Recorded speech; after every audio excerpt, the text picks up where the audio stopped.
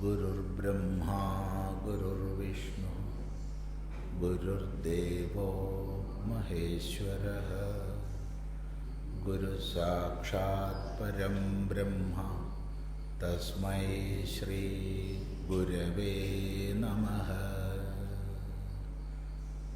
ॐ सदाशिवसमारम्भां शङ्कराचार्यमध्यमाम् अस्मदाचार्यपर्यन्तां वन्दे गुरुपरम्पराम्।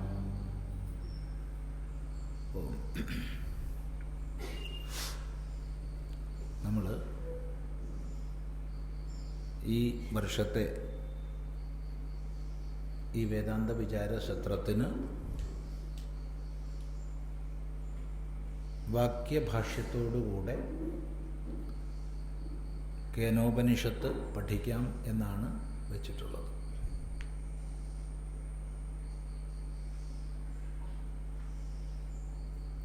അതിലേക്ക് കടക്കുന്നതിന് മുമ്പ് ചെറിയൊരു പരിചയം നമുക്കാവാം. വിസ്തൃതമായി പറയുന്നില്ല. വളരെ വിസ്തൃതമായി പറഞ്ഞാൽ പിന്നെ ഉപനിഷത്തിലേക്ക് പ്രവേശിക്കലുണ്ടാവില്ല, നീണ്ടു പോകും. ഏറ്റവും സംക്ഷിപ്തമായിട്ട്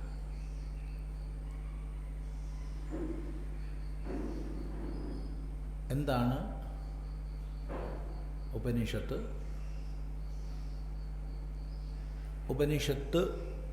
ഉപനിഷത്തുക്കൾ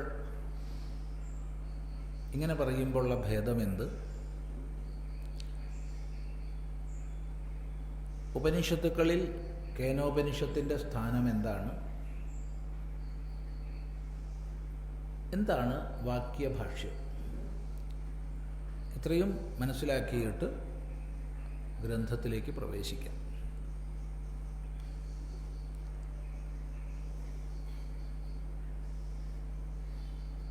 എല്ലാ തത്വചിന്തകളും, എല്ലാ ശാസ്ത്രങ്ങളും, ശാസ്ത്രം എന്ന് പറയുമ്പോൾ ശുദ്ധശാസ്ത്രം, ആപേക്ഷിക ശാസ്ത്രമല്ല, സാങ്കേതിക ശാസ്ത്രമല്ല, ശുദ്ധശാസ്ത്രം.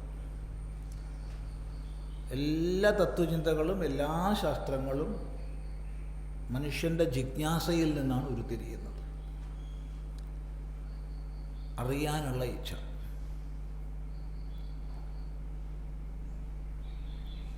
ആ അറിയാനുള്ള ഇച്ഛയെ നമുക്ക് അനേക മേഖലകളിൽ തിരിക്കാം. എണ്ണമറ്റ മേഖലകൾ.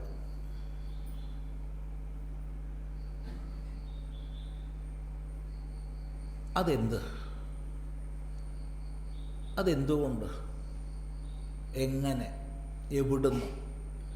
അനേക പ്രശ്നങ്ങൾ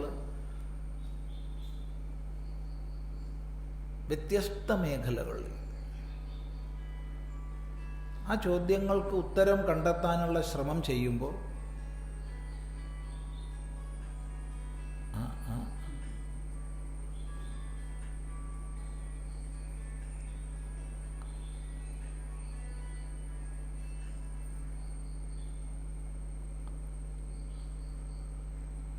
അനേക ശാസ്ത്ര വിഭാഗങ്ങൾ ഉരുത്തിരിയും. ഏത് ശാസ്ത്ര വിഭാഗമോ ആകട്ടെ, ജിജ്ഞാസയ്ക്ക് ശമനം കണ്ടെത്താനുള്ള ശ്രമമാണ്. അങ്ങനെ വരുമ്പോൾ എന്ന് മനുഷ്യൻ ഉരുത്തിരിഞ്ഞോ, മനുഷ്യൻ എന്ന് പറയുമ്പോൾ മനന ശേഷിയോട് കൂടിയവൻ, മർത്യനല്ല. മർത്യൻ എന്ന് പറയുമ്പോൾ മരണധർമ്മം ഉള്ളവൻ. മരണം ആർക്കുണ്ടോ അവരൊക്കെ മർത്യരാണ്. ഇപ്പം കേവലം മനുഷ്യർ മാത്രമല്ല, മറ്റു ജീവരാശികളും മർത്യരാണ്. എന്നാൽ വിശേഷബുദ്ധിയോടൊത്ത വിചാരശേഷിയുള്ള മനുഷ്യൻ മനു അവബോധനേ എന്നുള്ള ധാതുവിൽ ഷ്യക്ക് എന്നുള്ള പ്രത്യയം വരുമ്പോൾ മനുഷ്യ ശബ്ദം ഉണ്ടാവും. അപ്പോൾ മനു അവബോധന, അവബോധന സാമർഥ്യമുള്ളവൻ, അറിയാൻ കഴിവുള്ളവൻ. അറിവെപ്പോഴും അന്വേഷണത്തിൻ്റെ ഉത്പന്നമാണ്. അന്വേഷണമുണ്ടെങ്കിലേ അറിവുണ്ടാവുള്ളൂ. അപ്പം അന്വേഷിക്കാനും കണ്ടെത്താനും, അതായത് അറിയാനും ശേഷിയോടൊത്തവൻ മനുഷ്യൻ. ഈ മനുഷ്യൻ എന്ന് ആവിർഭവിച്ചോ എന്നെന്ന് നമുക്കാർക്കും അറിയില്ല. അന്ന് മുതൽ അവൻ്റെ മുമ്പിൽ ഒട്ടനവധി ചോദ്യങ്ങളുണ്ട്. ഈ ചോദ്യങ്ങൾ നമ്മളിലൊക്കെ ഉണ്ടായിട്ടുണ്ട്, ഒരിക്കലല്ലെങ്കിൽ മറ്റൊരിക്കൽ. ഏറ്റവും ആദ്യം തന്നെ വാസ്തവത്തിൽ നാം നമുക്ക് ചുറ്റും കാണുന്ന പ്രപഞ്ചത്തെ സംബന്ധിച്ചാണ്. കൊച്ചു കുഞ്ഞായിരിക്കുമ്പം മുതൽ നമ്മൾ ഈ പ്രപഞ്ചത്തെ കാണുന്നു. കാഴ്ചയുടെ പരിധിക്ക് അല്ലെങ്കിൽ വിസ്താരത്തിനനുസരിച്ച് വിഭിന്നമാണ് നമ്മൾ കാണുന്ന പ്രപഞ്ചം. എങ്കിൽ തന്നെയും നമ്മൾ കണ്ടുകൊണ്ടിരിക്കുകയാണ് അത്യത്ഭുതകരമായ വൈവിധ്യങ്ങളോടുകൂടിയ, വൈചിത്ര്യങ്ങളോടുകൂടിയ പ്രപഞ്ചം. ഒന്നിനൊന്ന് വിലക്ഷണങ്ങളായ ഘടകങ്ങൾ. എന്തൊരത്ഭുതം! എപ്പോഴും ഈ പ്രപഞ്ചം ഒരു മഹാത്ഭുതമാണ്. ഒരിക്കലും അത് ആ ഒരു അത്ഭുതം നമുക്ക് ഇല്ലാണ്ടൊന്നും ആവില്ല. വെള്ളം ഒഴുകുന്നത് കാണുമ്പോൾ, കാറ്റ് വീശുന്നത് അറിയുമ്പോൾ, പൂക്കൾ കാണുമ്പോൾ, വൃക്ഷങ്ങൾ കാണുമ്പോൾ, മലകൾ കാണുമ്പോൾ, അഗ്നി കാണുമ്പോൾ എന്ന് വേണ്ട ഒരു മണ്ഡരി പോലും നമുക്ക് അത്ഭുതത്തെ തരികയാണ്. ഇപ്പം സ്വാഭാവികമായി എന്താണിത്? ഇതെല്ലാം എന്തോ? ഈ ഒരു അറിയാനുള്ള ഇച്ഛ അത് ഉള്ളിലൊതുക്കും. അതോടൊപ്പം നമ്മൾ വിചാരശേഷിയിൽ ഉയരുന്നതിനനുസരിച്ച് കാര്യമുണ്ടെങ്കിൽ കാരണമുണ്ടായിരിക്കണം എന്നുള്ള ബോധം നമുക്ക് വരും. കാരണത്തിൽ നിന്നല്ലാതെ കാര്യം ഉണ്ടാവില്ല. ആകസ്മികം എന്നൊന്നില്ല. നമ്മൾ പലപ്പോഴും പറയാറുണ്ട് ആകസ്മികമായി സംഭവിച്ചു എന്നൊക്കെ. ആകസ്മികം എന്ന് പറയുന്നത് നമ്മുടെ വിവരക്കേടിനെ എടുത്തു കാണിക്കുന്ന പദമാണ്. കാരണം കാര്യകാരണ ബന്ധം നമുക്ക് അറിയാതിരിക്കുമ്പോഴാണ് നമ്മൾ ആകസ്മികം എന്ന് പറയുന്നത്. അല്ലാതെ കാരണത്തിൽ നിന്നല്ലാതെ കാര്യം ഉണ്ടാവില്ല. ഇതിൽ സന്ദേഹമൊന്നുമില്ല. എന്താണ് ഈ പ്രപഞ്ചത്തിൻ്റെ മഹാകാരണം? എന്തിൽ നിന്നാണ് ഇതൊക്കെ ഉണ്ടായിട്ടുള്ളത്? അപ്പോൾ എന്താണ് ഈ പ്രപഞ്ചം? പ്രപഞ്ചത്തെ നമുക്ക് പല രീതിയിൽ പറയാം. പ്രപഞ്ചത്തെ തന്നെ ജഗത്തെന്ന് പറയാം. പ്രപഞ്ചമെന്ന് പറയുമ്പോൾ വ്യക്തഭാവത്തോട് കൂടിയത് എന്നൊരർത്ഥം പറയാം.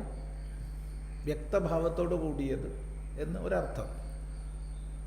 കാരണം പഞ്ച് വ്യക്തീകരണേ എന്നുള്ളൊരു ധാതുവുണ്ട്.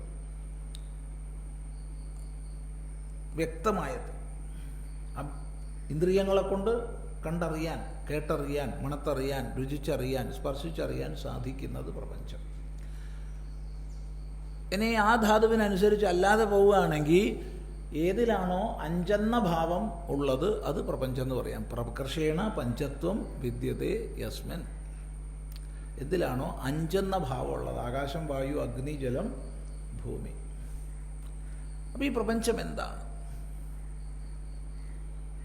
ഇനി ഇത് തന്നെ നമ്മൾ നോക്കുന്ന സമയത്ത് ചലനാത്മകമായിട്ടാണ് കാണുന്നത്. ഒന്നുപോലും ചലിക്കാതില്ല, നിരന്തര ചലനത്തിന് വിധേയമാണെല്ലാം. എല്ലാം അചലമെന്ന് നമ്മൾ വിചാരിക്കുന്ന വസ്തുവെ പോലും സൂക്ഷിച്ചു നോക്കുന്ന സമയത്ത് അതിനുള്ളിൽ അപാരമായ അചിന്ത്യമായ വേഗത്തിലുള്ള ചലനമാണ്. ഒരണുകണത്തിൻ്റെ സ്പന്ദനം, ആണവിക കണങ്ങളുടെ സ്പന്ദനം പോലും നിരീക്ഷിക്കുമ്പോൾ നമ്മളെ അത്ഭുതപ്പെടുത്തും. ചലനാത്മകമാണ്. ഇനി വേറൊരു ദിശയിൽ പറഞ്ഞാൽ ജനിക്കുക, നിലനിൽക്കുക, വളരുക, മാറ്റങ്ങൾക്ക് വിധേയമാവുക, ക്ഷയിക്കുക, നശിക്കുക. ഈ 6 ഭാവങ്ങളിലൂടെ ചലിക്കുന്നതാണ് ഈ പ്രപഞ്ചം മുഴുവൻ. അപ്പോൾ പ്രപഞ്ചം എന്ന് പറഞ്ഞാലും കൊള്ളാം, ജഗത്തെന്ന് പറഞ്ഞാലും കൊള്ളാം, എന്ത് പറഞ്ഞാലും കൊള്ളാം. ഇവിടെ നമ്മൾ നോക്കുമ്പോൾ, നിരീക്ഷിക്കുമ്പോൾ ഒരു നിയമക്രമമുണ്ട്. എല്ലാം നിയമിക്കപ്പെട്ടിരിക്കുക. ദേശകാലങ്ങളെ കൊണ്ടെന്ന് പറയാം, അല്ലെങ്കിൽ നാമരൂപങ്ങളെ കൊണ്ടെന്ന് പറയാം. എല്ലാ പ്രതിഭാസങ്ങളും അത്ഭുതകരമായൊരു നിയമക്രമത്താൽ നിയമിക്കപ്പെടുന്നുണ്ട്. ഏതൊരു ശാസ്ത്രമേഖലയിൽ നമ്മൾ ആഴത്തിൽ പോകുന്തോറും നമുക്കത് കൂടുതൽ കൂടുതൽ കൂടുതൽ ബോധിക്കാൻ കഴിയും. അത്ഭുതകരമായൊരു നിയമവ്യവസ്ഥ എല്ലാത്തിനെയും അടക്കി ഭരിക്കുന്നുണ്ട്. എന്താണത്? ആരാണ്? അറിയാനുള്ള ഇച്ഛ. ഇതിനെ തന്നെ നമുക്ക് പല ദിശകളിൽ പിരിക്കാം. ഒരു ചോദ്യത്തെ തന്നെ അതിൻ്റെ അനേക മാനങ്ങളിലേക്ക് നമുക്ക് പോകാം. എന്ത്, എങ്ങനെ, എവിടുന്ന്, എപ്പോൾ, അങ്ങനെ അനേക ചോദ്യങ്ങൾ.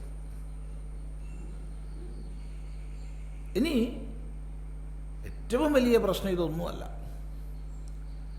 ഇപ്രകാരമൊക്കെ ചിന്തിക്കുന്ന, ചോദിക്കുന്ന ഞാൻ ആരാണ്? ആരാണ് ഞാൻ? ഉണ്ടായി നശിക്കുന്ന, നിത്യവും പരിവർത്തനത്തിന് വിധേയമാകുന്ന ഈ ശരീരമാണോ?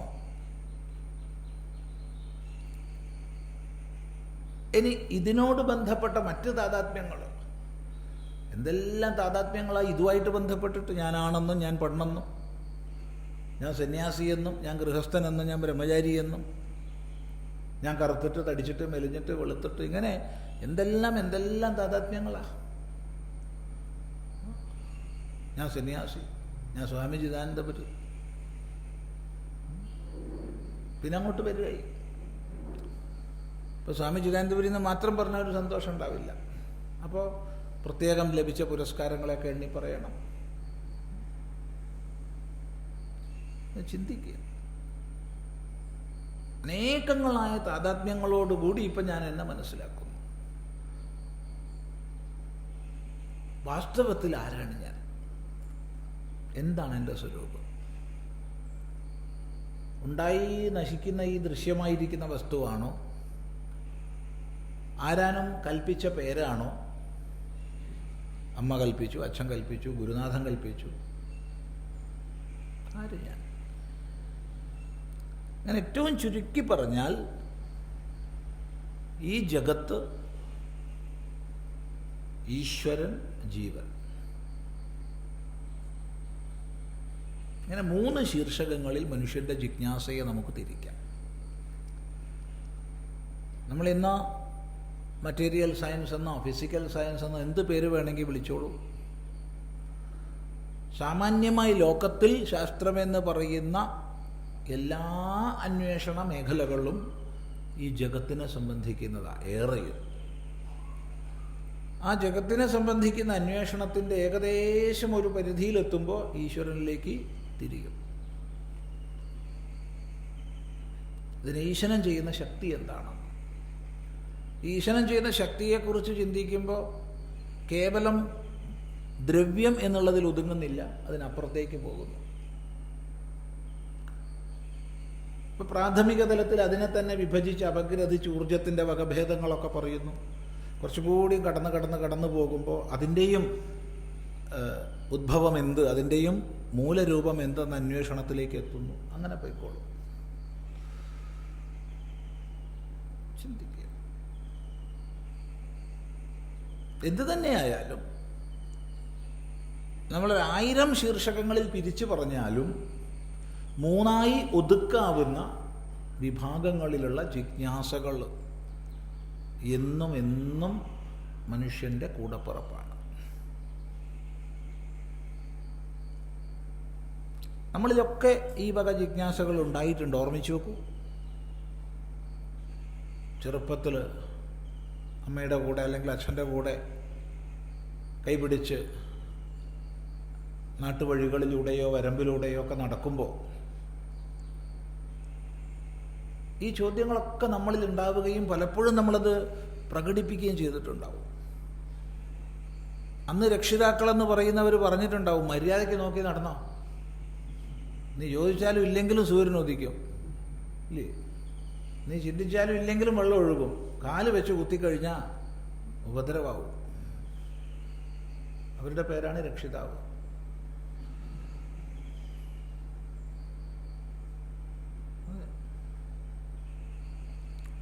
വലിയൊരു ശാസ്ത്രജ്ഞനെ, ഒരു തത്വചിന്തകനെ മുളയിലേ നുള്ളിക്കളഞ്ഞു.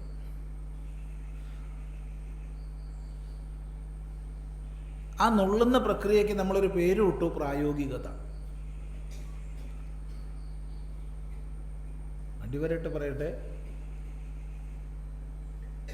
വലിയൊരു ശാസ്ത്രജ്ഞനെ, വലിയൊരു തത്വചിന്തകനെ മുളയിലേ നുള്ളിക്കളഞ്ഞ് നശിപ്പിക്കുന്ന പ്രക്രിയയ്ക്ക് നമ്മളൊരു പേരിട്ടു, പ്രായോഗികത.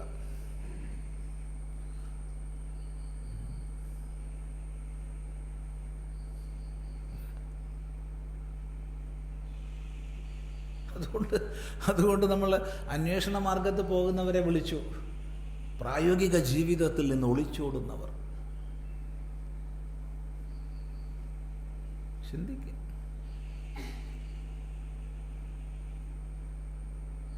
അപ്പം അവരുടെ ദൃഷ്ടിയിൽ എന്താ പ്രായോഗികത? വീഴാതെ, കാല് വെച്ച് കുത്താതെ ഈ വഴിയിലൂടെ നടന്ന് അവിടെ മറ്റവനുണ്ടാക്കി വെച്ച സാധനം മേടിച്ച് ഇവിടെ കൊണ്ടുവന്ന് ചാപ്പാടടിച്ച് കഴിയുക, അത്രയേ ഉള്ളൂ, വേറൊന്നുമില്ല.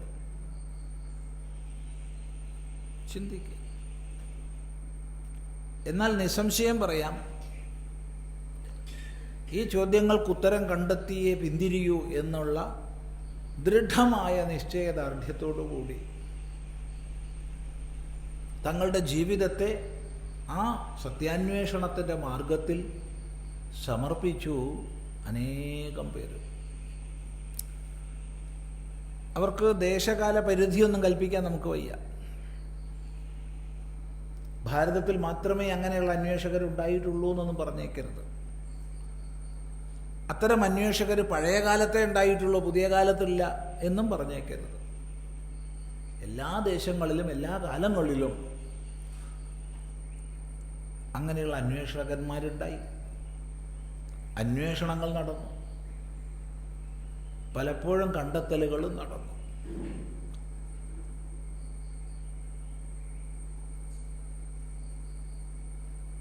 അങ്ങനെ കണ്ടെത്തിയവരെ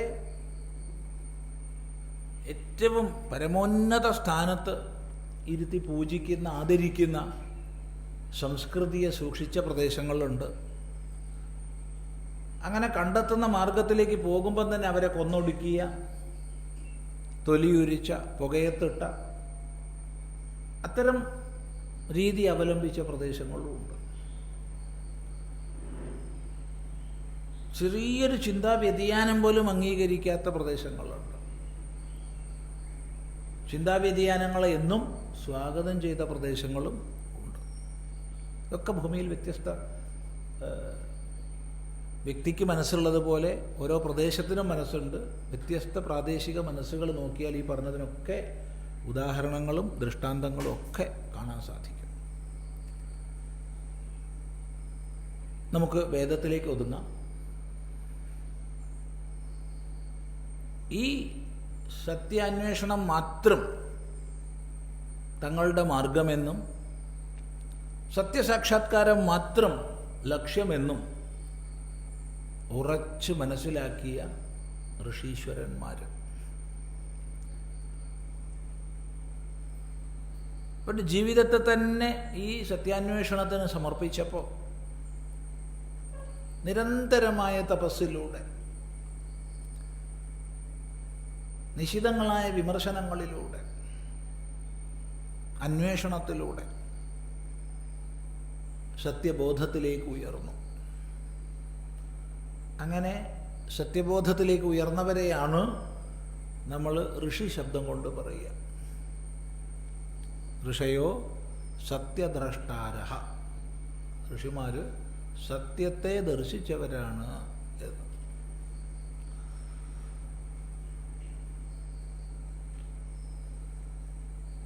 അപ്പോൾ ഋഷി എന്ന് പറഞ്ഞുകൊണ്ട് ഈ ചോദ്യങ്ങൾക്ക് മുഴുവൻ ഉത്തരം നേടിയെന്നുണ്ടോ? ചോദ്യം അതില്ല. ഭാഗികങ്ങളായ ഉത്തരങ്ങൾ നേടിയവരെയും നമ്മൾ ഋഷിമാരായി മാനിച്ചു. അതുകൊണ്ട് ഭൗതിക ശാസ്ത്രജ്ഞന്മാരും ഋഷിമാർ തന്നെയാണ്. അങ്ങനെ വരുമ്പോൾ ചരകൻ മഹർഷിയാകുന്നു, വാത്സ്യായനൻ മഹർഷിയാകുന്നു. ചിന്തിക്കുക. ശബ്ദശാസ്ത്രജ്ഞന്മാരെയും നമ്മൾ ഋഷിമാരായിക്കോട്ടെ, വാനനിരീക്ഷകരെയും ഋഷിമാരായിക്കോട്ടെ, ഗണിതശാസ്ത്രജ്ഞന്മാരെയും ഋഷിമാരായിക്കോട്ടെ. അതുകൊണ്ട് ആവർത്തിക്കട്ടെ, ഈ ചോദ്യങ്ങൾക്ക് മുഴുവൻ സമാധാനം കണ്ടെത്തിയവരാണ് ഋഷിമാരെന്നാരും പറഞ്ഞേക്കരുത്. എന്നാൽ ചോദ്യങ്ങൾക്ക് ഉത്തരം കണ്ടെത്തി. അറിയുന്നതാണ് ജീവിതത്തിൻ്റെ കൃതാർത്ഥത എന്നറിഞ്ഞവർ തങ്ങൾ കണ്ടെത്തിയതിനെ കേവല കൃപയാൽ ലോകത്തിന് ഉപദേശിച്ചു. അപ്പം ആ ഉപദേശിക്കുന്നതിന് പിന്നിൽ മറ്റൊരു കാരണമൊന്നുമില്ല, കേവല കൃപ, കാരുണ്യം മാത്രമേ ഉള്ളൂ. അല്ലാതെ ദക്ഷിണയ്ക്കോ പേരിനോ പ്രശസ്തിക്കോ പദവികൾക്കോ സ്ഥാനമാനങ്ങൾക്കോ ഒന്നുമല്ല. അപ്പോൾ ഇവിടെ നമ്മൾ രണ്ടാമത്തെ ഘട്ടത്തിലേക്ക് എത്തുകയാണ്. ഒന്ന് സത്യാന്വേഷണം, രണ്ട് സത്യസാക്ഷാത്കാരം. ആ സത്യസാക്ഷാത്കാരത്തിൽ നിന്നുള്ളതായ പങ്കുവയ്ക്കൽ.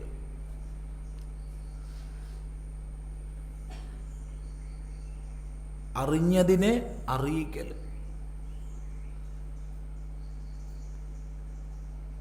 ഏറ്റവും ചുരുക്കമായ ഭാഷയിൽ പറയട്ടെ, ഇങ്ങനെ സത്യസാക്ഷാത്കാര സമ്പന്നരായി ഋഷീശ്വരന്മാർ ലോകത്തിന് പങ്കുവെച്ച അറിവുകൾ, ആ അറിവുകളുടെ സമാഹാരമാണ് ഏറ്റവും ചുരുങ്ങിയ ഭാഷയിൽ വേദം.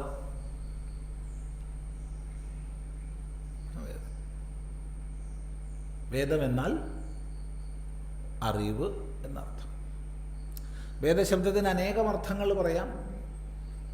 അറിവെന്ന് പറയാം, ലാഭമെന്ന് പറയാം, വിചാരണമെന്ന് പറയാം, അസ്തിത്വമെന്ന് പറയാം.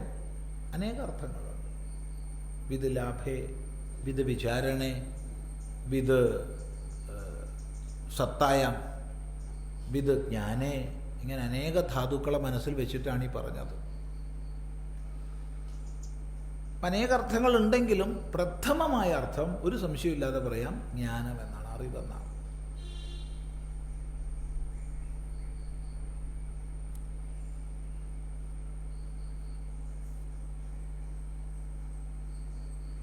അപ്പം ഇവിടെ ഋഷിയുടെ രണ്ടാമത്തെ തലം നമ്മൾ മനസ്സിലാക്കുകയാണ്. ആദ്യം പറഞ്ഞത് സത്യദ്രഷ്ടാവ് എന്നാണ്. ഇപ്പം പറയുന്നു മന്ത്രദ്രഷ്ടാവുമാണ് ഋഷി. ഋഷയോ സത്യദ്രഷ്ടാരഃ, ഋഷയോ മന്ത്രദ്രഷ്ടാരഃ.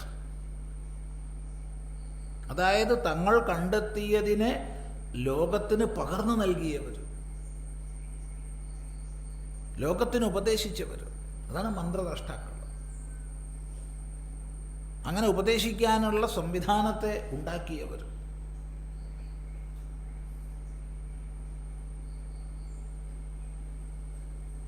അപ്പം നേരത്തെ സൂചിപ്പിച്ച ജഗത്തിനെ സംബന്ധിച്ച്, ഈശ്വരനെ സംബന്ധിച്ച്, ജീവനെ സംബന്ധിച്ച്, ഈശ്വരനെ സംബന്ധിച്ച അറിവിലേക്ക് ജീവന് ഉയരാനുള്ള മാർഗക്രമങ്ങളെ, ഈ ജഗത്തിനെ വേണ്ടതുപോലെ വിനിയോഗിക്കാനുള്ള സംവിധാനങ്ങൾ എന്ന് വേണ്ട ഈ മൂന്ന് വിഷയങ്ങളെ സംബന്ധിച്ച് സമ്യക്കായ അറിവ് വേദം. വളരെ വിസ്തൃതമായി പോകാവുന്ന വിഷയമാണ്, അവിടെ നിൽക്കട്ടെ. വേദത്തിൻ്റെ സ്വരൂപത്തെക്കുറിച്ച് പറഞ്ഞാൽ തന്നെ നീണ്ടു നീണ്ടു പോകും. നമ്മൾ പതുക്കെ പതുക്കെ ഉപനിഷത്തിലേക്ക് വരികയാണ്.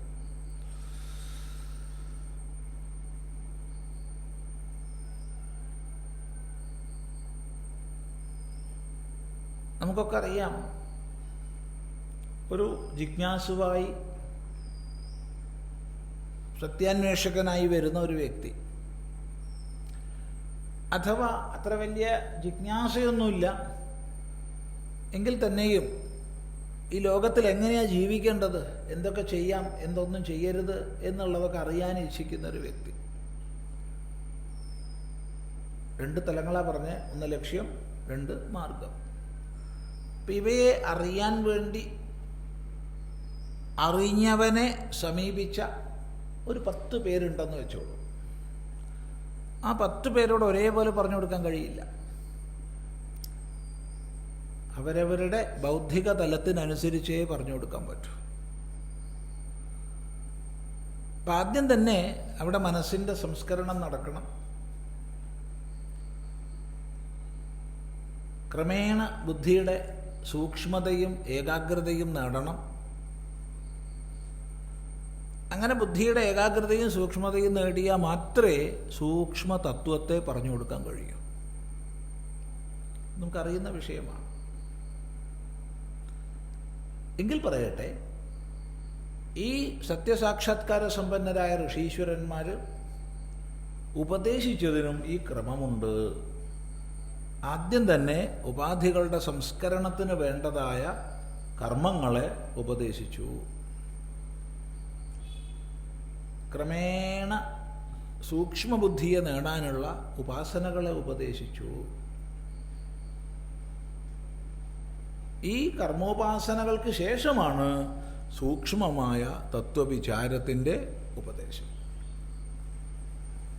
ഈ പറഞ്ഞതിനനുസരിച്ച് വേദത്തിൻ്റെ ക്രമം, കർമ്മം, അതിൻ്റെ അനുബന്ധമായിട്ട് ഉപാസന, അനന്തരം ജ്ഞാനം എന്നുള്ളതാണ്.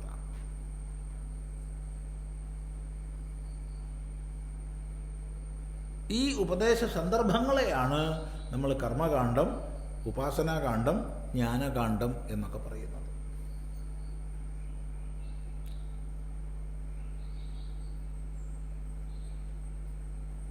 ഇത് മനുഷ്യ സമൂഹത്തെ മൊത്തത്തിൽ നോക്കി കാണുമ്പോഴാണ് ഈ ക്രമം പറയുന്നത്.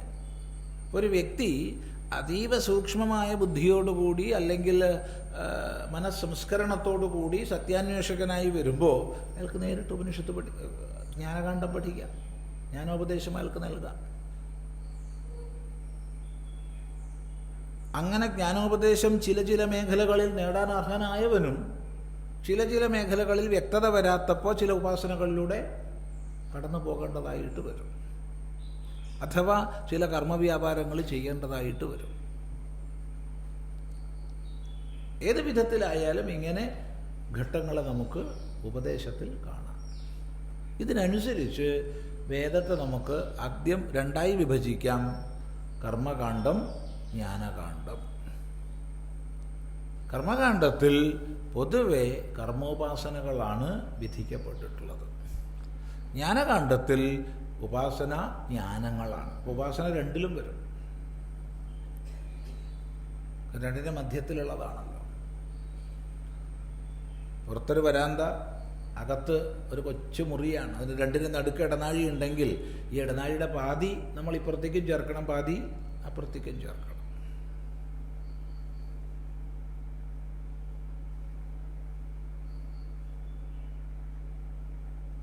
അപ്പോൾ കർമ്മോപാസനകൾ അടങ്ങുന്ന കർമ്മകാന്ഡവും ഉപാസനാജ്ഞാനങ്ങളുടേതായ ജ്ഞാനകാന്ഡവും എന്നിങ്ങനെ വേദത്തെ നമുക്ക് 2 കാണ്ഡങ്ങളായി വിഭജിക്കാം. ഇവയിൽ ജ്ഞാനകാന്ഡത്തിന് പറയുന്ന പേരാണ് ഉപനിഷത്ത്, പേര് മാത്രം. ജ്ഞാനകാന്ഡത്തിന് പ്രസിദ്ധമായ പേര് വേദാന്തം എന്നാണ്. വേദത്തിൻ്റെ അന്തം, അന്തം അവസാനം, അന്തം നിഗമനം, അന്തം താത്പര്യനിർണയം എന്നൊക്കെ പറയാം. അപ്പം എന്ത് പറയുന്നതിനാണോ വേദം ആരംഭിച്ച് പ്രവർത്തിച്ചത് അതാണ് വേദാന്തം, അവസാന വാക്ക്. ഇനി ചില ആചാര്യന്മാർ അന്തം എന്ന് പറയാതെ അന്തഃ എന്നും പറയാറുണ്ട്. മധ്യം, കാതൽ, രണ്ടും ശരിയാണ്. ഇപ്പം വേദാന്ത എന്ന് പറഞ്ഞാലും വേദാന്തം എന്ന് പറഞ്ഞാലും രണ്ടും ശരിയാണ്. കാതലും താല്പര്യ നിർണയമൊക്കെ ഒന്ന് തന്നെയാണ് അവിടെ.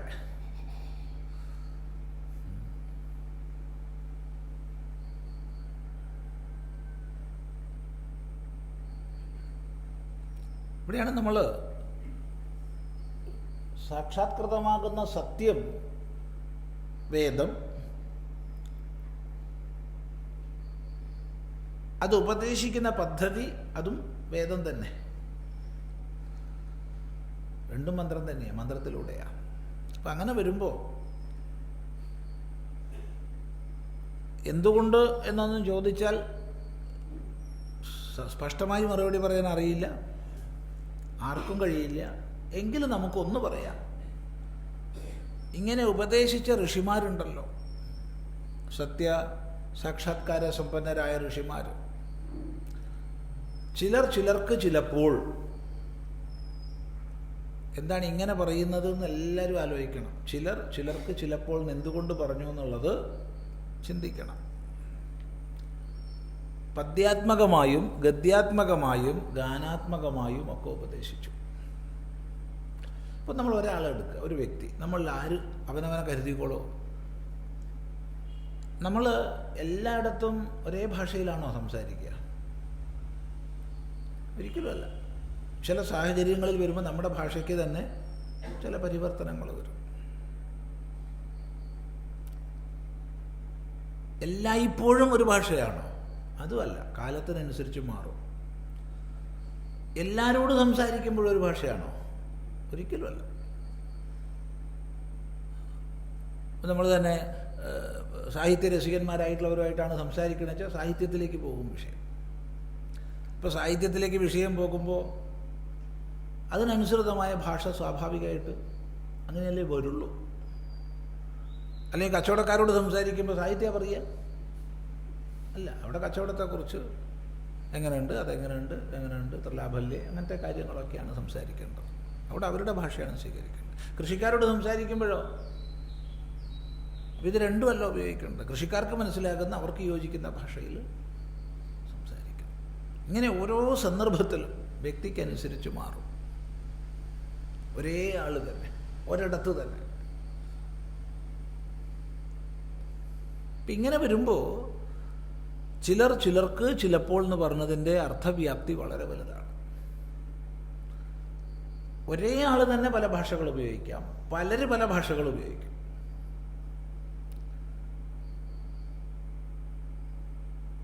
ഈ ഭേദത്തിനനുസരിച്ച് വേദത്തിൽ പ്രധാനമായി 3 ഭാഷാരീതികളുണ്ട്.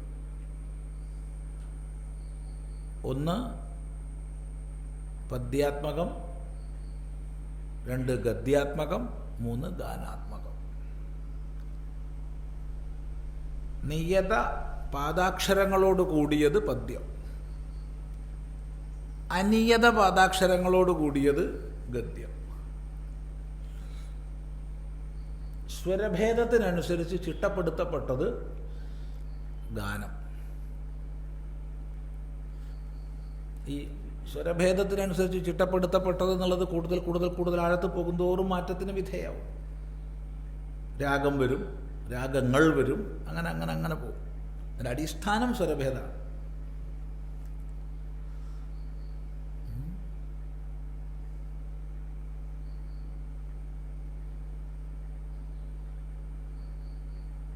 ഇവയ്ക്ക്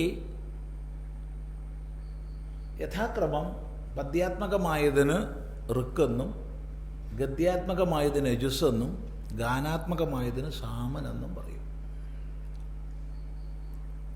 എപ്പോഴും ഈ സ്വരാനുസാരം രാഗാത്മകമാകുമ്പോൾ അതിന് സമഭാവം ഉണ്ടാവും.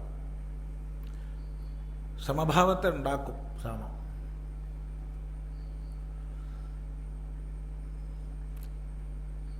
അങ്ങനെ 3 ലക്ഷണങ്ങളോട് കൂടിയതായതുകൊണ്ട് വേദത്തിന് ത്രയീ എന്നും പേര് വന്നു. ത്രയാണാം സമാഹാര, 3ന്റെ സമാഹാരം എന്തോ എന്തിലോ അത്. പലപ്പോഴും ത്രയീ എന്ന് പറഞ്ഞാൽ ഋഗ്വേദം, യജുർവേദം, സാമവേദം എന്നിവ ചേർത്തിട്ടാണെന്ന് പലരും പറയാറുണ്ട്. അതിനോട് നമുക്ക് യോജിക്കാൻ വയ്യ. അങ്ങനെ വരുമ്പോൾ അധർവം പുറത്തായി പോകും. ഒരിക്കലും പാടില്ല.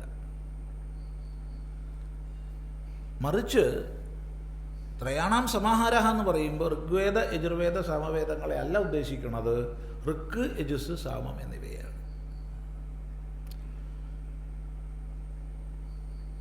പ്രായേണ ഋക്ക് മാത്രമുള്ളത് ഋഗ്വേദമെന്നും പ്രായേണ യജുസ് മാത്രം യജുർവേദമെന്നും. പ്രായേണ എന്നുള്ള വാക്ക് ശ്രദ്ധിക്കുക. കാരണം യജുർവേദത്തിൽ എത്രയോ പദ്യാത്മകമായതുണ്ട്. പ്രായേണ എന്ന് ഉപയോഗിക്കേണ്ട ആവശ്യമില്ല. ഗാനം മാത്രമായത് സാമം എന്നും പറയാം. ഇവയൊക്കെ ഉണ്ട് അഥർവത്തിൽ. ഇങ്ങനെ വേദം 4 വിഭാഗത്തിൽ ഏത് കാലം തൊട്ട് പ്രചരിച്ചു നമുക്ക് ആർക്കും അറിയില്ല. നമ്മളോട്ട് അറിയാൻ ശ്രമിക്കുന്നുമില്ല. അത് നമ്മുടെ താല്പര്യമല്ല. അതിനെപ്പറ്റി ഗവേഷണ കുതുകികൾ ഗവേഷണം ചെയ്തോട്ടെ. അതൊക്കെ പണ്ഡിതന്മാർക്ക് വേണ്ട വിഷയങ്ങളാണ്.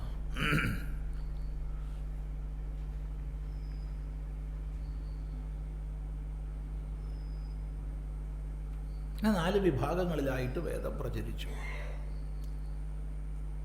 അവിടെയാണ് യജുസ് തന്നെ വീണ്ടും 2 വിഭാഗത്തിലായി. രണ്ടും യജുസ് തന്നെയാണ്, അതിൽ ഭേദമില്ല. എങ്കിലും 2 പന്ഥാക്കളിൽ അത് പ്രചരിതമായി. കൃഷ്ണ യജുസ് എന്നും ശുക്ല യജുസ് എന്നും. അപ്പോൾ ചുരുക്കി പറഞ്ഞാൽ വേദം 5 എന്നുള്ള രീതി വന്നു. ഋഗ്വേദം, കൃഷ്ണ യജുർവേദം, ശുക്ല യജുർവേദം, സാമവേദം, അഥർവവേദം. ഇപ്പോൾ തലമുറകൾ കഴിയുമ്പോൾ അല്ലെങ്കിൽ ഉപദേശക്രമം വിപുലമാകുമ്പോൾ സ്വാഭാവികമായി തന്നെ ശാഖാഭേദങ്ങൾ വരും. അത് സ്വാഭാവികമാണ്. കാരണം ഇപ്പോൾ ഒരു ഗുരുനാഥനിൽ നിന്ന് കേട്ട് പഠിച്ച്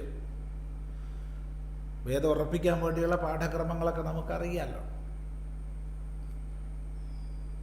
ഘനപാഠക്രമത്തിലൊക്കെ ശീലിച്ച് വന്നാൽ മറക്കാതെ ഉറച്ചു എന്ന് വിചാരിച്ചോളൂ.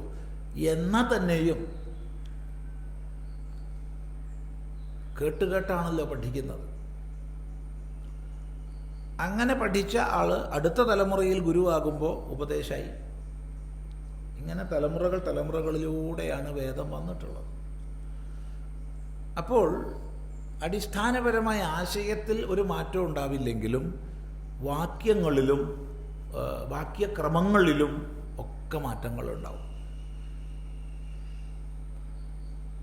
ചിലപ്പോൾ കലർന്നിരിക്കും മന്ത്രങ്ങൾ. ചിലപ്പോൾ 1-ാം മന്ത്രം 10-ാം മന്ത്രത്തിൻ്റെ സ്ഥാനത്ത് പോകും, 11-ാം മന്ത്രം 2-ാം മന്ത്രത്തിൻ്റെ സ്ഥാനത്ത് പോകും. ഇങ്ങനെയൊക്കെ വരും.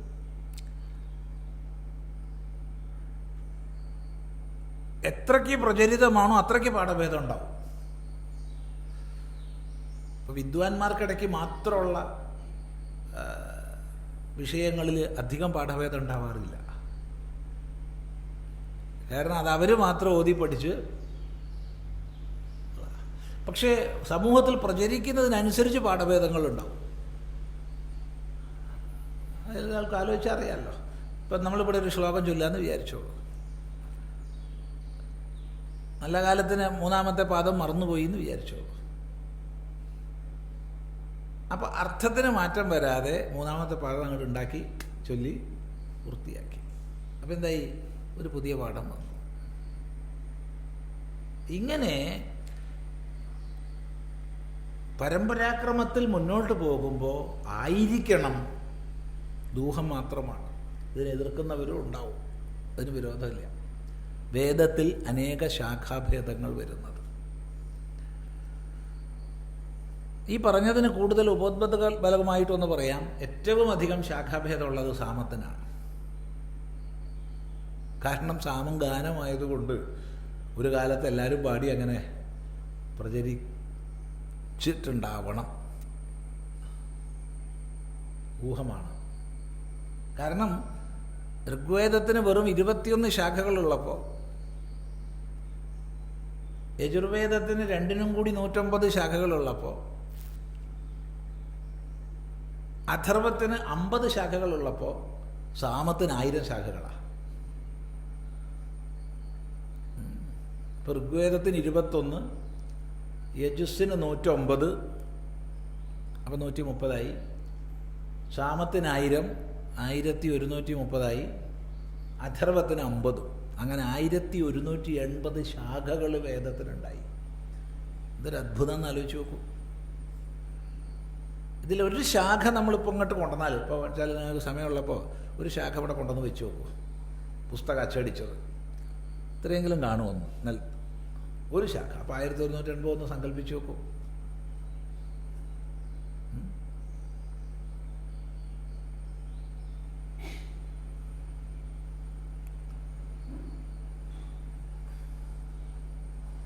ഇത്ര ബൃഹത്താണ്.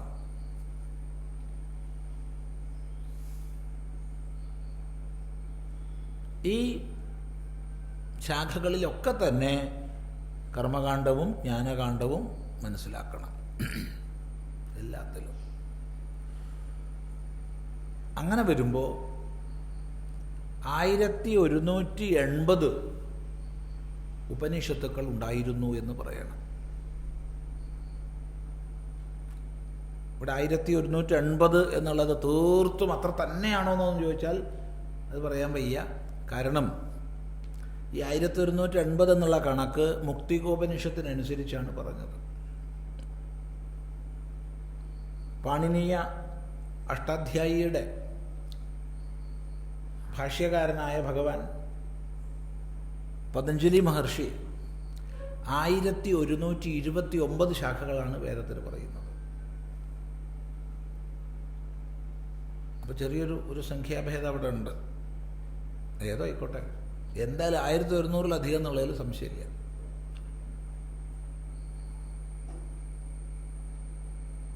അപ്പം ഇത്രയും സംഹിതകൾ, ഇത്രയും ഉപനിഷത്തുക്കൾ, സംഹിതയുടെ പിന്തുടർച്ചയായിട്ട് ബ്രാഹ്മണങ്ങൾ ഒക്കെ ഉണ്ടായിരുന്നു എന്ന് മനസ്സിലാക്കുക.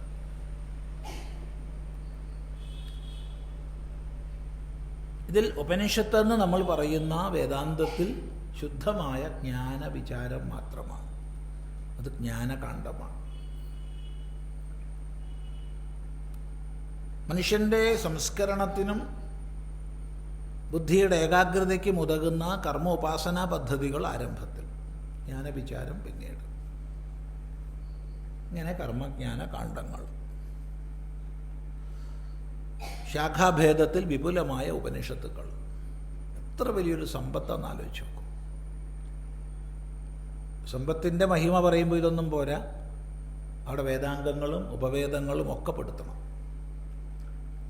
ശിക്ഷാകൽപ്പം, വ്യാകരണം, നിരുക്തം, ഛന്ദസ്, ജ്യോതിഷം എന്നിങ്ങനെ വിപുലമായ അനേകായിരം ഗ്രന്ഥരാശികളിൽ വിപുലമായ വേദാംഗങ്ങൾ, അല്ലെങ്കിൽ ആയുർവേദം, ധനുർവേദം, സ്ഥപത്യവേദം, ഗാന്ധർവവേദം, അർത്ഥശാസ്ത്രം എന്നിങ്ങനെ വിപുലമായ ഉപവേദങ്ങൾ.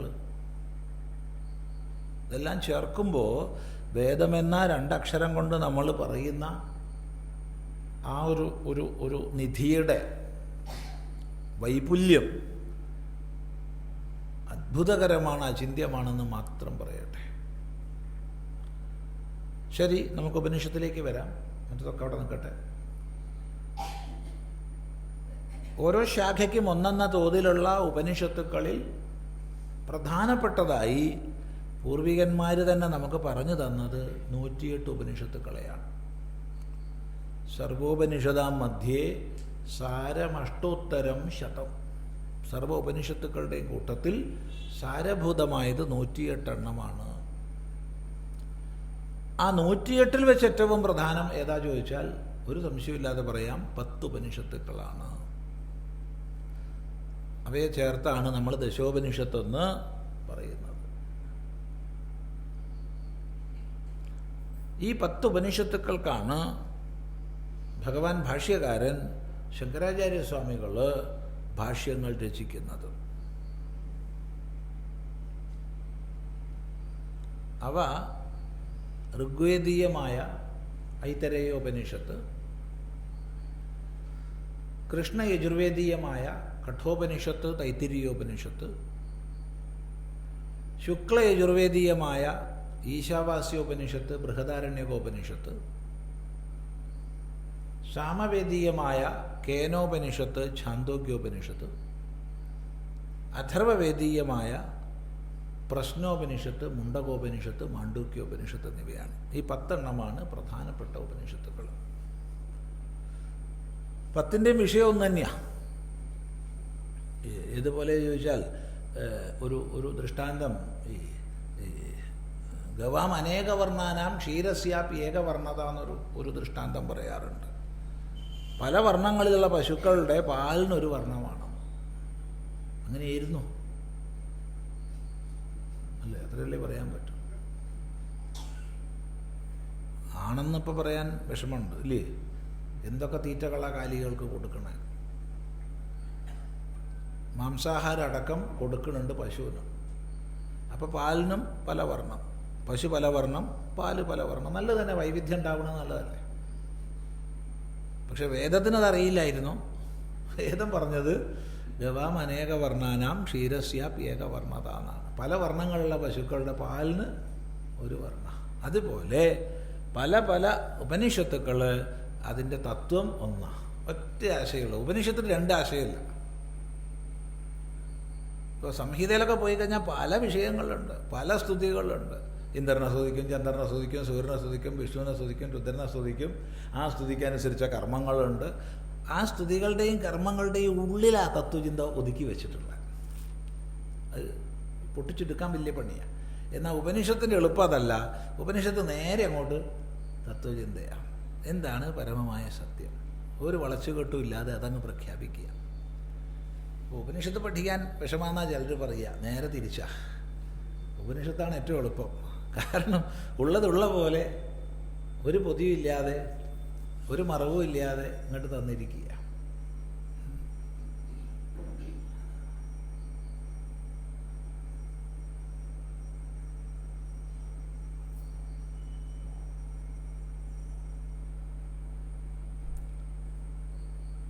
ഈ കൂട്ടത്തിൽ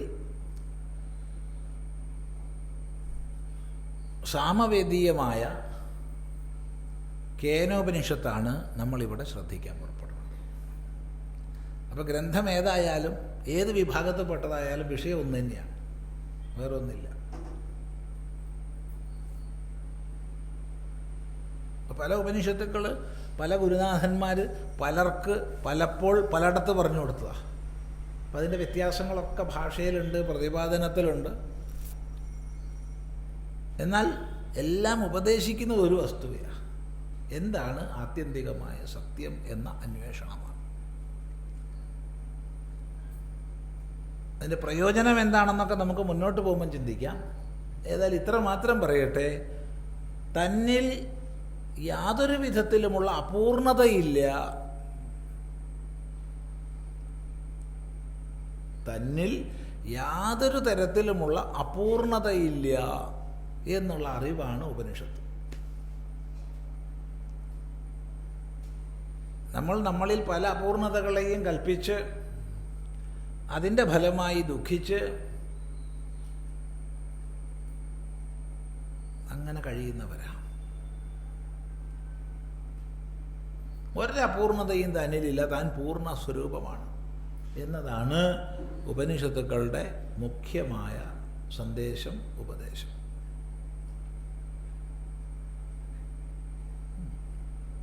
അപ്പം അതിന് ഉപദേശിച്ച ഗുരുനാഥന്മാരുടെ അഥവാ ശ്രവിച്ച ശിഷ്യന്മാരുടെ അഥവാ ഉപദേശ സാഹചര്യത്തിൻ്റെ ഒക്കെ അടിസ്ഥാനത്തിൽ പല മാറ്റങ്ങളും പല ഉപനിഷത്തുക്കൾക്കുണ്ട്. എങ്കിലും സത്യം ഇത് മാത്ര, പ്രതിപാദ്യം ഇത് മാത്ര. ആ ഔപനിഷദമായ വിഷയത്തെ ഏറ്റവും ഋജുവായി, ഒരു വളച്ചുകെട്ടും ഇല്ലാതെ ഉപദേശിക്കുന്ന ഒരു ഉപനിഷത്താണ് കേനോപനിഷത്ത്. ഈ കേനോപനിഷത്തിൻ്റെ പേര് തന്നെ ഒന്ന് ശ്രദ്ധിക്കൂ. കേന, ആരാൽ, എന്തിനാൽ. കേന എന്നുള്ളത് പുല്ലിംഗത്തിൽ പറഞ്ഞാൽ ആരാൽ, നപുംസകലിംഗത്തിൽ പറഞ്ഞാൽ എന്തിനാൽ. അപ്പോൾ ഉപനിഷത്തിൻ്റെ പേര് തന്നെ ഇതാ, ആരാൽ ഉപനിഷത്ത്, അല്ലെങ്കിൽ എന്തിനാൽ ഉപനിഷത്ത്. എന്തിനാൽ എന്ന ഉപനിഷത്താണ് കേനോപനിഷത്ത്. അപ്പോൾ ഇവിടെ കണ്ണ് കാണുന്നു, അതിനെ കണ്ണിൻ്റെ സ്വഭാവമല്ലേ കാണുക എന്നുള്ളത്, നമ്മളെന്ത് ചിന്തിക്കാനാണ്? അല്ലെങ്കിൽ ചെവി കേൾക്കുന്നു, ചെവിയുടെ സ്വഭാവമാണ് കേൾക്കുക എന്നുള്ളത്, അതിനാ ചെവി ഉണ്ടാക്കിയിട്ടുള്ളത്. നീ അതിനെക്കുറിച്ച് ചിന്തിച്ച് വ്യാകുലപ്പെടണ്ട, നീ കേൾക്കാൻ നോക്ക്, നല്ല പാട്ട് കേട്ട് ആസ്വദിച്ചിരുന്നോളൂ. ഇപ്പം പാട്ട് കേട്ട് ആസ്വദിച്ചോളൂ എന്ന് പറയുന്നത് തെറ്റാണെന്ന് പറയുന്നില്ല, അത് നല്ലതാ. പക്ഷെ അവർക്ക് ഉപനിഷത്തിൻ്റെ ആവശ്യമില്ല. ഉപനിഷത്ത് പഠിക്കാത്തവരൊക്കെ അയോഗ്യരോ മോശക്കാരോ ആണ്, ഉപനിഷത്ത് പഠിച്ച കേമന്മാരാണ്, അങ്ങനെയൊന്നും പറയരുത്. പക്ഷെ ഒന്ന് പറയാം, നീ പാട്ട് കേട്ട് ആസ്വദിച്ചാൽ മതി, നീ രുചിയൂർന്ന വസ്തുക്കൾ ഭക്ഷിച്ച് സന്തോഷിച്ചാൽ മതി, നീ നല്ല നല്ല സുഗന്ധങ്ങൾ ശ്വസിച്ച് സുഖമായിട്ട് ഇരുന്നാൽ മതി എന്ന് പറയുന്നവർക്ക് ഉപനിഷത്തിൻ്റെ ആവശ്യമില്ല. എന്നാൽ എങ്ങനെയാണ് മൂക്ക് മണക്കുന്നത്? ആരാണ് ഈ ശക്തി മൂക്കിന് കൊടുക്കുന്നത്? എന്ത് പ്രക്രിയയാണ് അതിൻ്റെ പിന്നിലുള്ളത്? ഇതന്വേഷിക്കുന്ന കുറച്ച് പേരെങ്കിലും ഉണ്ടാവുമല്ലോ, അവർക്കുള്ളതാണ് ഉപനിഷത്ത്. ആരുടെ ഇച്ഛയാൽ നിയോഗത്താലാണ് കണ്ണ് കാണുന്നത്? ആരുടെ ഇച്ഛയാൽ നിയോഗത്താലാണ് ചെവി കേൾക്കുന്നത്? ആരുടെ ഇച്ഛയാൽ നിയോഗത്താലാണ് സൂര്യൻ ഉദിക്കുന്നത്? ആരുടെ ഇച്ഛയാൽ നിയോഗത്താലാണ് ഭൂമി കറങ്ങുന്നത്? ഇങ്ങനെ എന്തിനെ സംബന്ധിച്ചും വ്യഷ്ടിയിലുള്ളതായാലും സമഷ്ടിയിലുള്ളതായാലും ആരാൽ, എന്തിനാൽ എന്നുള്ള ചോദ്യവും ആ ചോദ്യത്തിനുള്ള ഉത്തരവുമാണ് കേനോപനിഷത്ത്. ഒരാൾ ഈ അനുഭൂതമായ പ്രപഞ്ചത്തിൽ സന്തോഷമായി ഇരിക്കുന്നു എന്ന് വിചാരിച്ചോളൂ, അയാളെ പിടിച്ച് വളച്ചോടിച്ച് കൊണ്ടുവന്നിട്ട് കേനോപനിഷത്ത് പഠിപ്പിക്കേണ്ട ആവശ്യമില്ല. ഒരാൾ അങ്ങനെ ഉണ്ടല്ലോ, അത് രാവിലെയായി ഉണർന്നു, ഭക്ഷണം കഴിച്ചു, അവനവൻ്റെ ജോലിക്കൊക്കെ പോയി, വൈകുന്നേരം ആകുമ്പം കുറച്ചൊന്ന് ഒരു 2 പെഗ് കുടിച്ചു, സന്തോഷമായിട്ട് ജീവിക്കുന്നു. അയാളെ പിടിച്ച് നീ വാ ഉപനിഷത്ത് പഠിക്കുന്ന പറയേണ്ട ഒരാവശ്യമില്ല. അയാളുടെ സന്തോഷം, നീ സന്തോഷമായി ജീവിക്കുന്ന പറയുന്നത്. അയാളുടെ പോയി മദ്യം വിഷമാണ് കുട്ടി, അത് കുടിക്കാൻ പാടില്ല എന്നൊന്നും ഉപദേശിക്കേണ്ട ആവശ്യമില്ല. എങ്ങനെയെങ്കിലും സന്തോഷം അവനുണ്ടാവട്ടെ, എങ്ങനെയെങ്കിലും കണ്ടും കേട്ടും രുചിച്ചും മണത്തും സ്പർശിച്ചും സന്തോഷമായി ഒരാൾ ജീവിക്കുന്നുണ്ടെങ്കിൽ അത് കാണുമ്പോൾ നമുക്കും ഒരു സന്തോഷം ഇല്ലേ? സന്തോഷമുള്ള ആളെ കാണുമ്പോൾ ഒരു സന്തോഷമല്ലേ? അല്ല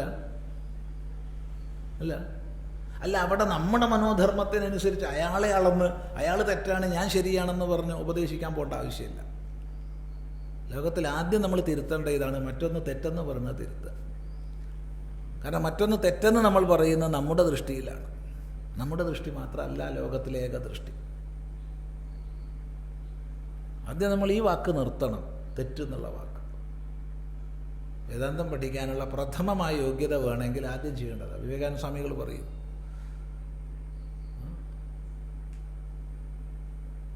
അവിടെ തെറ്റ് എന്നൊന്നില്ല, ചെറിയ ശരി വലിയ ശരി.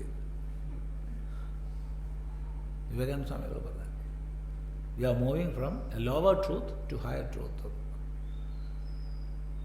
പക്ഷെ നമ്മുടെ സ്വഭാവം എന്താ വെച്ചാൽ നമുക്ക് ദഹിക്കാത്തതൊക്കെ തെറ്റ് എന്ന് പറഞ്ഞു, റോങ്, അത് ശരിയല്ല.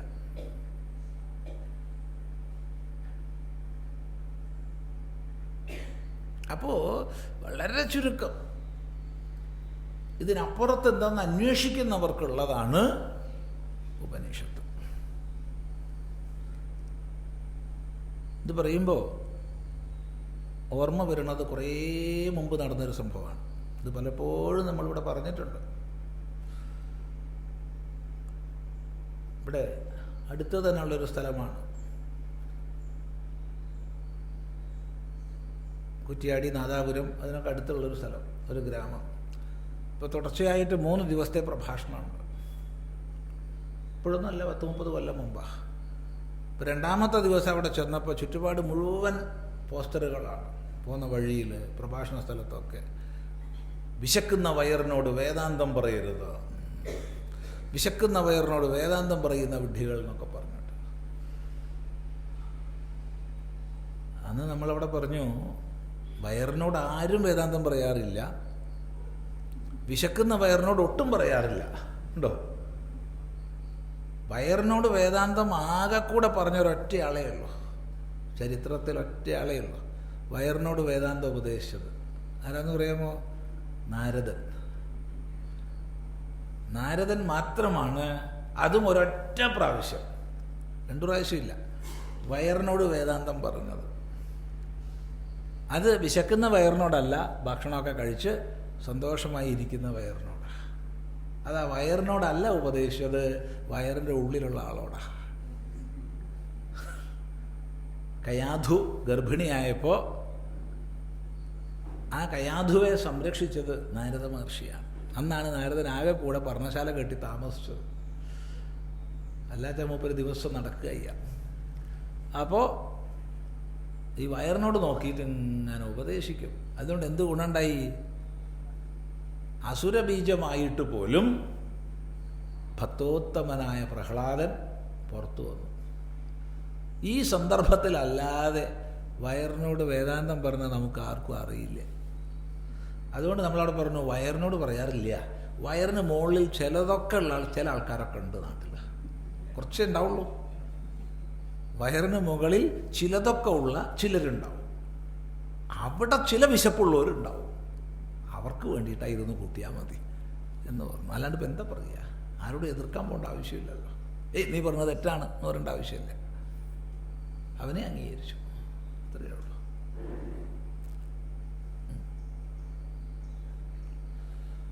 ചിന്തിക്കുക.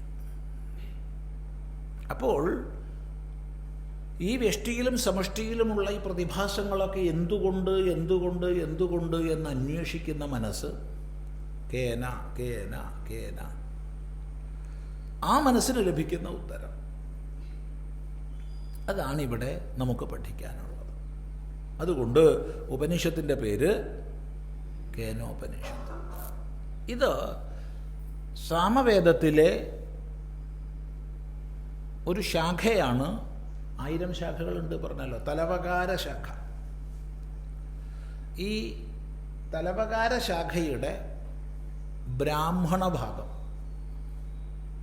തലവകാര ബ്രാഹ്മണം, അതിൻ്റെ 9ാമത്തെ അധ്യായത്തിന് പറയുന്ന പേരാണ് കേനോപനിഷത്ത്. അപ്പോൾ ഇത് ബ്രാഹ്മണത്തിൻ്റെ ഭാഗമാണ്. അപ്പം ഇത് പറയുമ്പോൾ ചിലർക്കെങ്കിലും ഒരു തോന്നലുണ്ടാവും, ഈ ഉപനിഷത്ത് പ്രത്യേകം അവസാനം വരുന്നതാണ്. അങ്ങനെ വിചാരിക്കരുത്. സംഹിതയുടെ ഭാഗമായിട്ട് ഉപനിഷത്തുണ്ട്. ഉദാഹരണം ഈശാവാസ്യ ഉപനിഷത്ത്, മുണ്ടകോപനിഷത്ത്, സംഹിതയുടെ ഭാഗമാണ്. ബ്രാഹ്മണത്തിൻ്റെ ഭാഗമായിട്ട് ഉപനിഷത്തുണ്ട്. ഉദാഹരണം കേനോപനിഷത്ത്, അല്ലെങ്കിൽ ബൃഹദാരണ്യകോപനിഷത്ത്. ഉപനിഷത്ത് തനിയേ ഉണ്ട്, അതാണ് കഠോപനിഷത്ത് ഉദാഹരണം. ഇതിനൊക്കെ ധാരാളമുണ്ട്. അപ്പം ഇത് ബ്രാഹ്മണത്തിൻ്റെ ഭാഗമായിട്ടാണ്. തലവകാര ബ്രാഹ്മണത്തിൻ്റെ 9ാമത്തെ അധ്യായമാണ് കേനോപനിഷത്ത് എന്ന് പ്രസിദ്ധമായത്. അതാണ് നമ്മൾ പഠിക്കാൻ ആരംഭിക്കുന്നത്.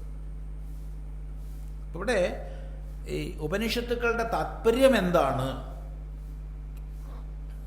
എന്താണ് ഉപനിഷത്തുക്കളുടെ താത്പര്യം? ഇത് അവതരിപ്പിക്കാനും തദ്വാര സനാതനധർമ്മം തീർത്തും നാശോന്മുഖമായ ഒരവസ്ഥയിൽ നിന്ന് അതിൻ്റെ രക്ഷണം ചെയ്യാനും വേണ്ടി ഭഗവാൻ ഭാഷ്യകാരൻ ശങ്കരാചാര്യസ്വാമികൾ ഉപനിഷത്തുക്കൾക്കൊക്കെ ഭാഷ്യങ്ങൾ എഴുതി. ഏതായിരുന്നു ആ കാലഘട്ടം? സങ്കീർണതമമായ കാലഘട്ടം. ആ സങ്കീർണതമമായ സ്ഥിതിയിലേക്ക് ഒന്ന് എത്തി നോക്കണം വെച്ചാൽ മാത്രം പറയാം.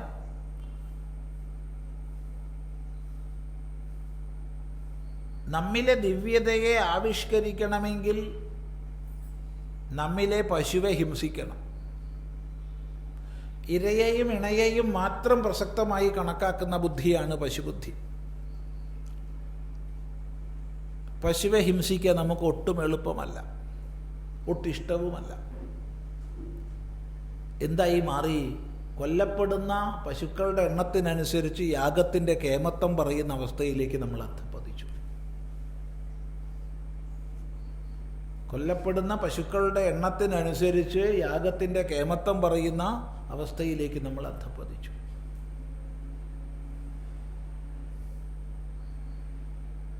സത്യമാണ് ഈ പറയുന്നത്.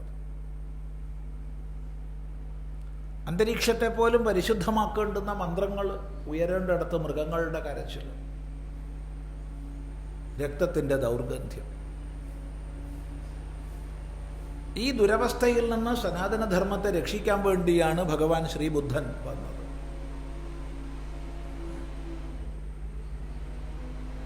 എന്നാൽ തൻ്റെ ഉപദേശങ്ങൾ, തൻ്റെ നവീകരണവാദങ്ങൾ വേദത്തിൻ്റെ അടിസ്ഥാനത്തിലാണ് എന്ന് ചൂണ്ടിക്കാണിക്കാൻ ബുദ്ധൻ വിസ്മരിച്ചു. അത് ബോധപൂർവമാണോ അബോധപൂർവമാണോ എന്നറിയില്ല. വേദസംബന്ധിയായ ബുദ്ധൻ്റെ മൗനം ബൗദ്ധരിലൂടെ വന്നപ്പോൾ വേദനിഷേധമായി മാറി, നാസ്തികവാദത്തിലേക്ക് പോയി. മാറ്റം കൊതിച്ച സമൂഹം കൂട്ടമായി ബൗദ്ധത്തെ സമാശ്ലേഷിച്ചതുകൊണ്ട് വ്യാപിച്ചു.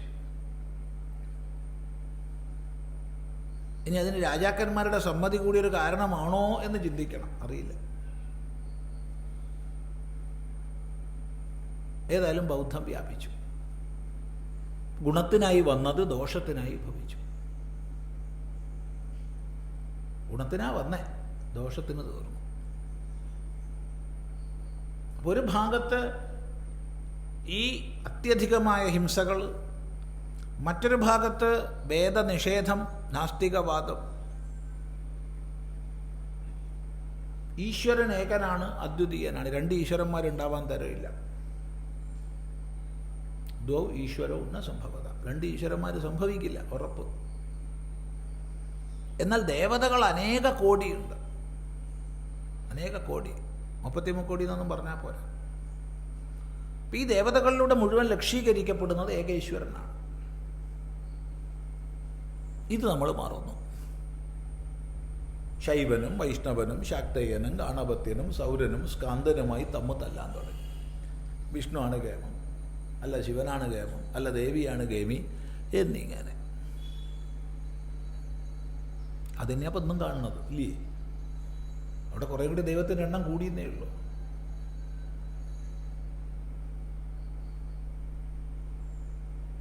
അപ്പം ഈശ്വരത്വം ഏകമാണ്, അദ്വിതീയമാണെന്നറിയാതെ ദേവതകളുടെ പേരിൽ കലഹിക്കുന്ന സ്ഥിതിവിശേഷം, അത് മറ്റൊന്ന്. ഇതിനേക്കാൾ ഭീകരമായിട്ട് മറ്റൊന്നു കൂടി പറയാം. ഒരു കോണിയിലെ എല്ലാ പടികളും വിഭിന്നങ്ങളാണ്, വിരുദ്ധങ്ങളല്ല. ഇപ്പോൾ 2ാം പടി കയറി അതിൽ കാലുറപ്പിച്ചിട്ടാണ് നമ്മൾ 3ലേക്ക് ചവിട്ടുന്നത്. 3ലേക്ക് ചവിട്ടി കാലുറപ്പിച്ചാൽ 2 കാലെടുക്കും. അപ്പോൾ 2, 3 വിരുദ്ധാണോ? അല്ല, വിവിധമാണ്. ഇത് മനസ്സിലാക്കാതെ ദാർശനികർ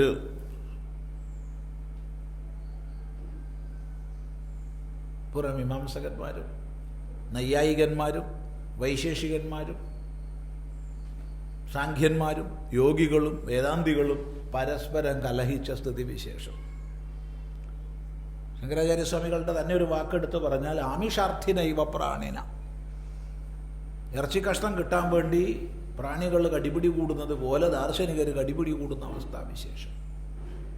ഇങ്ങനെ കലുഷിതമായ സാഹചര്യത്തിലാണ് വേദത്തിൻ്റെ പരമമായ താല്പര്യം ഏകമാണ്, അദ്വിതീയമാണ്.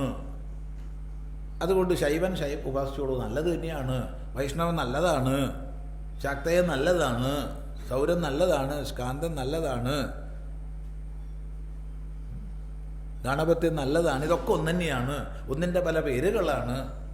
എല്ലാ ദർശനങ്ങളും ഏകസത്യത്തിലേക്കുള്ള മാർഗങ്ങളെന്ന രീതിയിൽ സ്വീകരിക്കപ്പെടാം, അല്ലാച്ചാ പറ്റില്ല. ഏകസത്യത്തിലാണ് എല്ലാത്തിൻ്റെയും സമന്വയം എന്നിങ്ങനെ വേദത്തെ ഉറപ്പിച്ച് വേദാധിഷ്ഠിതമായി ഈ വിരുദ്ധതകളെ മുഴുവൻ നീക്കുന്നതിനാണ് ഭഗവാൻ ഭാഷ്യകാരൻ ഭാഷ്യങ്ങൾ എഴുതിയത്. ഭാഷ്യരചന കൊണ്ട് തീർന്നില്ല അവിടുത്തെ പ്രയത്നം. ഭാരതം മുഴുവൻ സഞ്ചരിച്ച് വിവിധ ദാർശനികരുമായി ചർച്ചകൾ നടത്തി ഏകമായ അദ്വയമായ സത്യത്തെ പ്രഖ്യാപിച്ച് അതിനെ ഭാവി സമൂഹത്തിൽ പഠിപ്പിക്കാൻ ഉതകുന്ന രീതിയിൽ മഠങ്ങളെ സ്ഥാപിച്ച്, അതൊക്കെ അത്ഭുതമാണേ. ആ മഠങ്ങളുടെ ദൂരമൊക്കെ ഒന്ന് അളന്നു നോക്കിയാൽ മതി. 4 മഠങ്ങളുടെ അവ കൂട്ടിമുട്ടുന്ന കോണ് നോക്കിയാൽ മതി, അത്ഭുതപ്പെടും നമ്മൾ. അങ്ങനെ 4 മഠങ്ങളെ സ്ഥാപിച്ച് അവയിലൂടെ ഈ വേദാന്ത അധിഷ്ഠിതമായ ധർമ്മ സംസ്ഥാപനം ഉറപ്പുവരുത്തി. അങ്ങനെയാണ് ഭാഷ്യകാരൻ്റെ പ്രവൃത്തികളുണ്ടായത്. ആ പ്രവൃത്തികളിൽ സർവപ്രഥമമാണ് ഭാഷ്യങ്ങൾ. ആ ഭാഷ്യങ്ങളിൽ കേനോപനിഷത്ത് ഭാഷ്യമാണ് നമ്മൾ പഠിക്കുന്നത്. ഒറ്റ വാചകം കൂടി പറഞ്ഞ് ഈ ഒരു സഭ ഇപ്പം നിർത്താം. അതിതാണ്, എല്ലാ ഉപനിഷത്തുക്കൾക്കും ഒരു ഭാഷ്യമാണുള്ളത്. ആ ഭാഷ്യത്തിൻ്റെ ശൈലി പദങ്ങൾ എടുക്കുന്നു, പദത്തിനർത്ഥം പറയുന്നു, എന്നിട്ട് കൂട്ടിച്ചേർക്കുന്നു, എന്നിട്ടൊരു സന്ദേശത്തെ പറയുന്നു, അതിന് ഇന്നിന്ന എതിർപ്പുകൾ വരാം എന്ന് മുൻകൂട്ടി പറയുന്നു, എന്നിട്ട് അതിന് മറുപടി പറയുന്നു. ഇതാണ് ഭാഷ്യത്തിൻ്റെ ശൈലി. എല്ലാ ഭാഷ്യങ്ങളും അങ്ങനെയാണ്. എന്നാൽ അതൊക്കെ പദഭാഷ്യങ്ങളാണ്. എന്നാൽ കേനോപനിഷത്തിന് മാത്രം 2 ഭാഷ്യങ്ങളാണ്, ഒരു പദഭാഷ്യവും ഒരു വാക്യഭാഷ്യവും. ഇപ്പം പറഞ്ഞ രീതിയിലാണ് പദഭാഷ്യം. എന്നാൽ വാക്യഭാഷ്യം ഉപനിഷത്തിലെ വാക്യങ്ങളെ മൊത്തത്തിലെടുത്തിട്ട് താത്പര്യം വെളിപ്പെടുത്തുന്നതാണ് വാക്യഭാഷ്യം. അപ്പോൾ പദാർത്ഥം ഒന്നും ഇവിടെ വർണ്ണിച്ചിട്ടില്ല. അത് നമ്മൾ പദഭാഷ്യത്തിന് പഠിച്ചോളണം. ഇവിടെ പദഭാഷ്യം മുമ്പ് പഠിച്ചതാ. അതൊക്കെ ആരൊക്കെ ഉണ്ടാവും അന്ന് പഠിച്ച കൂട്ടത്തിൽ ഇവിടെ ഒന്നും പറയാൻ വയ്യ. അല്ലാതെ അന്യത്ര വേറെ സ്ഥലത്ത് നിന്ന് പഠിച്ചവരുണ്ടാവും, നമുക്ക് പറയാൻ വയ്യ. ഇവിടെ ഇപ്പോൾ ഉപനിഷത്ത് വിചാരസത്രം ഇങ്ങനെ അതിങ്ങനെ മുന്നോട്ട് പോവല്ലേ ഇല്ലേ? അതിലിപ്പോൾ കഴിഞ്ഞ് പഠിച്ച ആൾ മാത്രമേ ഇപ്രാവശ്യം ഉണ്ടാവൂ, അങ്ങനെയൊന്നുമില്ല. ഇപ്പോൾ ഭാരതത്തിലിപ്പോൾ ഏറ്റവും നീളം കൂടിയ റെയിൽവേ റൂട്ട് ഏതാന്ന് ചോദിച്ചാൽ ട്രെയിൻ ഏതാ? കന്യാകുമാരി ഡിബ്രൂഗർ, അതാണ് വിവേക് എക്സ്പ്രസ്. അതാണ് ഇപ്പോൾ ഓടുന്നതിൽ ഏറ്റവും വലുത്. മുമ്പ് നമ്മുടെ ഇതായിരുന്നു, അങ്ങ് ജമ്മു താവി അങ്ങോട്ട് പോകണേ, ഹിമസാഗറായിരുന്നു. ഇപ്പം അതല്ല. അതിൽ കന്യാകുമാരി പുറപ്പെട്ട് ഡിബ്രൂഗർ വരെ എത്ര പേരുണ്ടാവും? ചിലപ്പോൾ ആരും ഉണ്ടാവില്ല. ഡ്രൈവറും ഉണ്ടാവില്ല, ഗാർഡും ഉണ്ടാവില്ല, യാത്രക്കാരും ഉണ്ടാവില്ല, ആരും ഉണ്ടാവില്ല. വഴിയിൽ നിന്ന് കയറും ഇറങ്ങും, വഴിയിൽ നിന്ന് കയറും ഇറങ്ങും. വണ്ടി എപ്പോഴും ഫുള്ള് കയറി ഇറങ്ങിക്കൊണ്ടേയിരിക്കും. ഇതുപോലെ തന്നെയാണ് ക്ലാസ്സും. അല്ലാണ്ട് തുടക്കം തൊട്ട് ഒടുക്കം വരെ ആര് പറയുന്ന ആളുണ്ടാവുമോ കേൾക്കുന്ന ആളുണ്ടാവുമോ?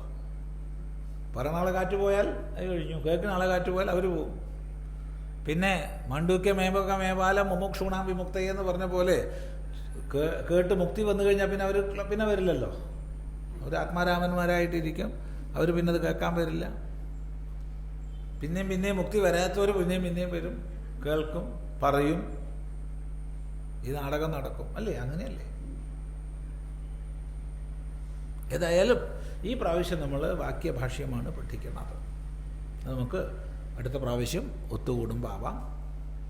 ഇപ്പോൾ തൽക്കാലം ഉപസംഹരിക്കുകയാണ്. കേനോപനിഷത്തിലേക്ക് പ്രവേശിക്കുന്നതിന് മുമ്പ് കേനോപനിഷത്തിൻ്റെ ശാന്തി മന്ത്രം ശ്രദ്ധിക്കണം. ശാന്തി മന്ത്രം ചൊല്ലിക്കൊണ്ടാണ് ഓരോ പ്രാവശ്യവും പഠിത്തം ആരംഭിക്കേണ്ടതും അവസാനിക്കേണ്ടതും. അത് നമുക്ക് അടുത്ത സഭയിൽ പറയാം. ഓം